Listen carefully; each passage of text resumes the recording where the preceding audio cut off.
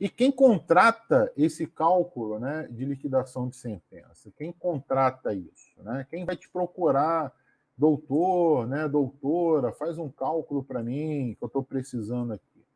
O próprio advogado. Na verdade, os advogados, né, os advogados, ou o advogado do, primeiramente, do réu, que vai ter que pagar, ou, né, se caso ele for o sucumbente, ou o advogado do autor. Tá?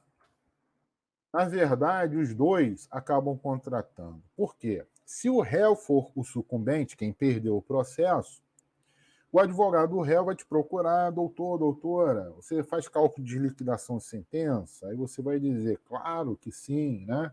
E você já tem as suas planilhinhas lá no seu computador, então vai ser moleza, né? Faço sim. Me manda o processo, ou me manda a sentença, mais os documentos tais, a petição inicial, talvez, né, para você contextualizar o negócio. Me manda aí o processo. E aí você vai pegar aquilo tudo e vai montar a sua planilha de cálculo. Porque ele quer saber quanto ele vai precisar pagar. Agora, o autor também contrata um outro contador para fazer a sua planilha. Né? Uma vez que dentro do processo um está se defendendo, né? Um está acusando, o outro está se defendendo, se o réu tem que pagar, o réu quer pagar o que ele acha que tem que pagar. Se o autor quer receber, ele quer dizer para o juiz, olha, o que eu tenho a receber é X. E o que a gente percebe na prática é que cada um apresenta cálculos divergentes. O autor apresenta um cálculo, provavelmente que lhe beneficia a receber mais, e o réu, se for o sucumbente, vai apresentar um cálculo que lhe beneficia, provavelmente pagando menos, tá? E em algum momento o juiz ele vai decidir, tá certo? Aí o juiz ele vai dar do jeito dele lá, conforme as suas convicções, ele vai decidir, tá? E ele vai confrontar autor e o réu em relação aos cálculos que cada um produziu, tá? E aí, no momento em que o réu, por exemplo, que é o sucumbente, né, apresentar os seus cálculos, vai haver uma contestação ou uma impugnação do autor, por exemplo, que iria pagar, né? Então, o autor, nesse caso, ele vai apresentar o seu cálculo, o que ele acha que é o verdadeiro, né?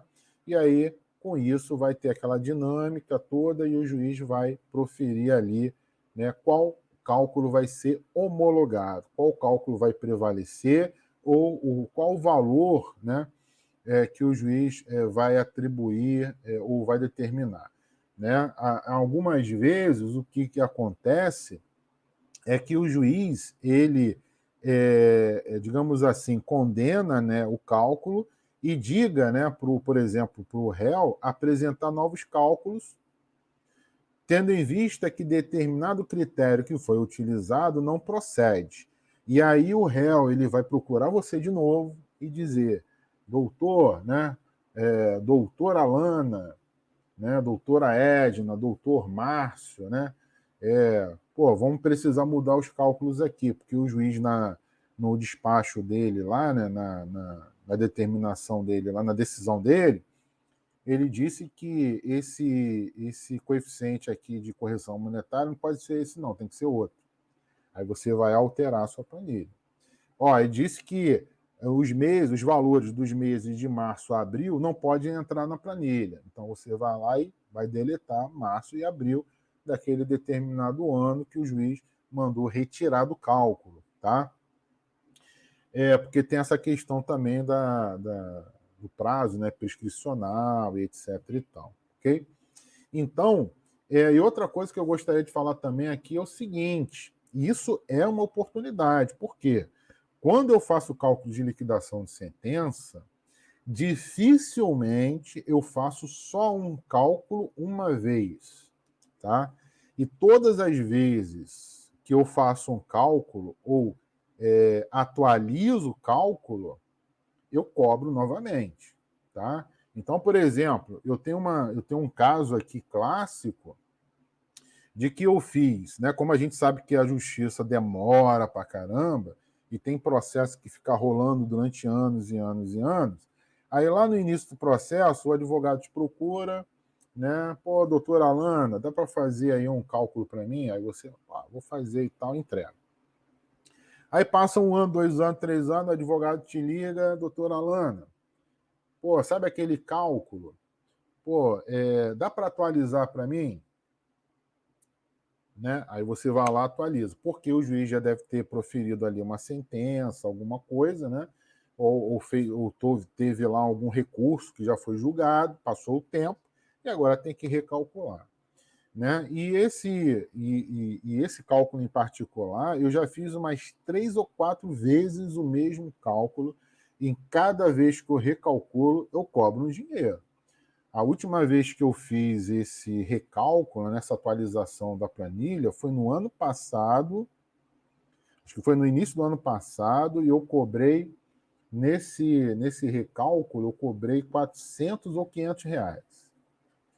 Né? Então, só em um cálculo, que é uma planilha que eu já tenho guardada no meu computador, na pastinha lá, né, bem organizada, que eu já sei que daqui a algum tempo, daqui a 1 ou 2 anos, quando esse processo andar mais um pouco, né, o advogado ele vai me ligar de novo. Doutor, dá para fazer a atualização daquela planilha? Eu vou pegar essa planilha, copia e cola, fazer uma cópia dela, aí eu vou lá onde tem que mudar na data, no período, na taxa de juros, na correção, rapidinho. Em 10 minutos eu faço isso, mais 400 reais, mais 500 reais. Tá? Já cobrei em cálculo de liquidação de sentença R$ 2.500, só para ter uma ideia, que é o valor mais ou menos mínimo que a gente cobra para fazer um laudo pericial na área financeira, tá? Que vai ser um tema também de uma outra aula que eu vou dar, onde a gente vai falar sobre como calcular os honorários periciais, tá? Como é que você faz ali para você calcular. Mas agora